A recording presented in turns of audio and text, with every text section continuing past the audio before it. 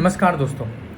जो भी आतंकवादी हमला पहलगाम में हुआ, कश्मीर में हुआ, तो सारे न्यूज़पेपर्स आज इसके कड़े विरोध में सारे न्यूज़पेपर के जो भी फ्रंट पेज है उसको ब्लैक कर दिया गया है।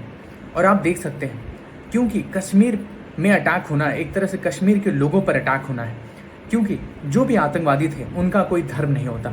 आतंकवाद करने वाला इंसान धर्म से जुड़ा नहीं हो सकता, इसीलिए उसने धर्म के तौर पर लोगों को बांटने के लिए प्रश्न पूछे, लोगों के कपड़े उतारे और कलमा पढ़ने के लिए कहा, ताकि आज देश में धर्म युद्ध छेड़ा जा सके। अगली बात, आपको पता है, नहीं पता तो मैं बता दूं, आदिल हुसैन जो कि एक बहुत ही बड़ा जांबाज जिसकी मृत्यु हो गई, उसने लोगों की जान बचाने के लिए जो भी आतंकवादी थे उनसे गन छीनने के लिए कोशिश करी, लड़ाई करी और कितने ही लोगों की जान बचाई।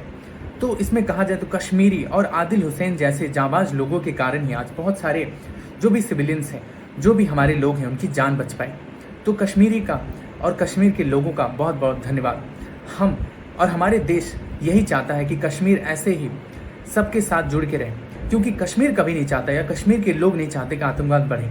इसीलिए बहुत सारे कैंडल मार्च हो रहे हैं और लाल चौक पर लोग विरोध कर रहे हैं, कड़ा विरोध कर रहे हैं जो पाकिस्तान ये जो भी टेरर फंडिंग करके चीज़ें कर रहा है। अगली चीज़, बहुत सी कोशिश करी है कश्मीर के लोगों ने मुफ्त सेवा देने की, लोगों को परेशान ना हो इसलिए प्रॉपर्ली उनको घर जाने में मौका, मदद करने में, क्योंकि लोग पैनिक कर चुके हैं, परेशान हो चुके हैं जैसी चीज़ें हुई हैं।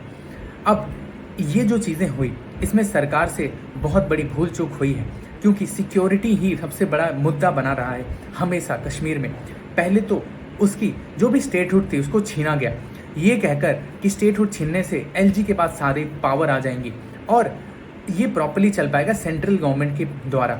अब ये भी सुनने में आ रहा है कि जो भी मीटिंग्स हुई हैं अभी जो सिक्योरिटी की, उसमें सीएम को यानी उमर अब्दुल्ला जो को बुलाया ही नहीं गया।